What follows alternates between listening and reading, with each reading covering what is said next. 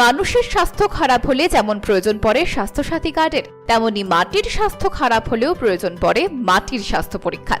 সম্প্রতি ক্যানিং ১ নম্বর ব্লকের নোয়াখালীর জিএন হরিনারায়ণ বিদ্যাপীঠ উচ্চ বিদ্যালয়ে কেন্দ্রীয় সরকারের শস্য শ্যামলা কৃষি বিজ্ঞান কেন্দ্র ও আইসিএআর নিনফেটের যৌথ উদ্যোগে ২৫০ জন কৃষকদের হাতে তুলে দেওয়া হল মাটি স্বাস্থ্য কার্ড।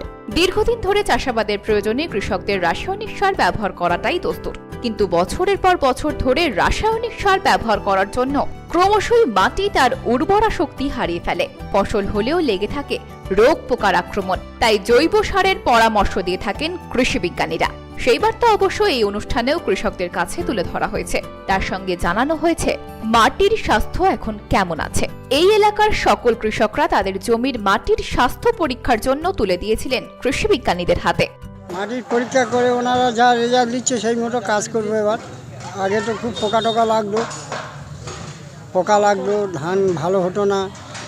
ওনারা যে জৈব সার দেবে বলতে সেই সার নিয়ে অন্য কেঁচো মাটি, ভালো মাটি, সার মাটি নিয়ে জমি ফেলবো, ওরা দেবে কিছু, সেই সব নিয়ে সুপারিশ করে আমাদের সুপারিশ দিচ্ছে, সেইভাবে চালাবো। এখানে থেকে যে আমরা যেনারা এসেছিলেন এনাদেরকে পেয়ে আমরা খুব ভালো উপকৃত হয়েছি। এখান থেকে আমরা এবারে মাটি, আমাদের এলাকার মাটি নিয়ে আমরা ওনাদের মারফত পরীক্ষা করে সেইভাবে আমরা চাষ করব। আর সেই মাটি বিশ্লেষণ করে জমির মাটির উর্বরতা সম্পর্কে সঠিক ধারণা দিলেন কৃষি বিজ্ঞানীরা। মাটির স্বাস্থ্য যেমন কার্ডের মাধ্যমে কৃষকদের জানানো হলো, তেমনি বিকল্প চাষ হিসেবে পাট, কলা বা আনারসের মতো প্রাকৃতিক তন্তুর জন্য এই ধরনের চাষও গুরুত্ব দেওয়া উচিত বলে জানালেন বিজ্ঞানীরা, যা কৃষকদের আর্থিকভাবেও অনেকটা সাহায্য করবে। তবে এর জন্য প্রয়োজন প্রথাগত ট্রেনিং, যা নিনফেট মাঝে মধ্যেই কৃষকদের দিয়ে থাকে। যদিও এখানকার মাটি পাট চাষের জন্য অনেকটাই উপযোগী নয়, তবু এখানকার মানুষ, শ্রমজীবী মানুষ, দরিদ্র মানুষ পাটের উপর ভরসা করে অনেকভাবে বেঁচে থাকতে পারে। যেমন পাট থেকে প্রচুর পরিমাণে কিন্তু যে জিনিসপত্র বানানো যায় বা অন্যান্য যে প্রাকৃতিক তন্তু যেগুলো বের করা যেতে পারে, যেমন কলা গাছ, আনারস থেকে, যেগুলো এখানেও কিন্তু চাষ কোনো জায়গায় হয়, বিশেষ করে কলা তো হয়, সেই আঁশ বের করে তার থেকে বিভিন্ন রকম জিনিস তৈরি করা যেতে পারে, যেটা বিভিন্ন রকম মেলায়, হাটে বা আজকে কলকাতায় বড় বড় মলে সেগুলো কিন্তু বিক্রি করার রাস্তা আছে। তবে এই মাটির স্বাস্থ্য পরীক্ষা কিভাবে একজন কৃষককে চাষাবাদ করতে সাহায্য করছে, সেই বিষয়টাও উঠে এলো শস্য শ্যামলা কৃষি বিজ্ঞান কেন্দ্রের মুখ্য বিজ্ঞানী নারায়ণ চন্দ্র সাউয়ের গলায়।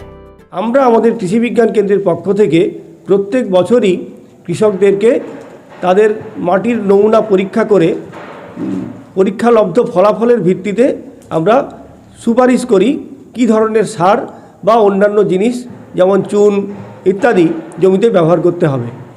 তো আমাদের এই অঞ্চলের এই ক্যানিং ১ নম্বর ব্লকের বেশ কিছু কৃষকদের কাছ থেকে আমরা মাটির নমুনা সংগ্রহ করেছিলাম এবং তার থেকে প্রায় ২৫০টি মাটির স্বাস্থ্য কার্ড বা সয়েল হেলথ কার্ড আমরা আজকে কৃষকদের হাতে তুলে দিলাম, যাতে কৃষকরা জানতে পারেন তাদের জমির বর্তমান অবস্থা কেমন, তাদের জমিতে কতটা গাছের যে সমস্ত প্রয়োজনীয় খাদ্যগুণ কতটা আছে এবং তার জন্য আর কতটা পরিমাণ কোনো নির্দিষ্ট চাষের জন্য দিতে হবে।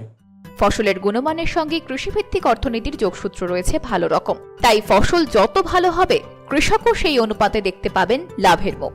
বিজ্ঞানসম্মতভাবে চাষ করলে কৃষকরা কতটা উপকৃত হবেন, সেই ছবিটাই যেন ফুটে উঠল এদিনের এই অনুষ্ঠানে। এই অনুষ্ঠানে উপস্থিত ছিলেন কৃষি বিজ্ঞান কেন্দ্রের মুখ্য বিজ্ঞানী নারায়ণ চন্দ্র সাউ ও আইসিএআর নিনফেটের মুখ্য বিজ্ঞানী দেবপ্রসাদ রায় সহ এক ঝাঁক বিজ্ঞানী।